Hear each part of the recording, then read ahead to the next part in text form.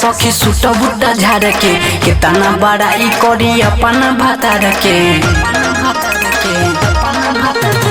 हरदम रहे सखी सूट बूटा झाड़ के कितना बड़ाई करी अपन भातार के देहिया बुझाला जैसे लव के दवाई देहिया बुझाला जैसे लव के दवाई सैया जी के चुमा राजा जी के चुमा लागे बर्फी मिठाई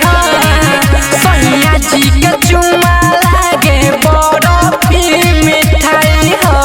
डीजे विकास मोतिया कला सीतामढ़ी।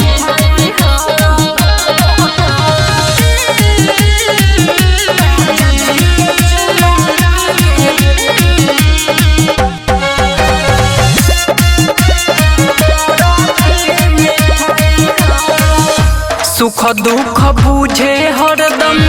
कोरबे में रखेला जाने ला जाए तो मुहावा औचड़े से ढकेला सुख दुख बुझे हरदम कोरबे में रखेला जाने ला जाए तो मुहावा औचड़े से ढकेला कबो खट मीठी लागे आम के खटाई कबो खट मीठी लागे आम के खटाई सैया जी के चुमा राजा जी के चुमा लागे बर्फी मिठाई सैया जी के चुमा लागे बर्फी मिठाई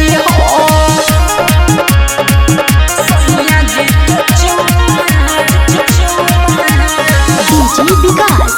मोतिया कला सीतामढ़ी। में बहमलाई से ज्यादा सुख मिले सैया में बड़ा निक लागे पियावा के अंगनैया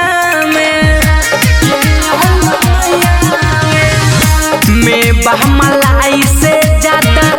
सुख मिले सैया में बड़ा निक लागे पियावा के अंगनैया में अशोक आवारा सैया करत भलाई राजू रविंदर सैया करत भलाई सैया जी के चू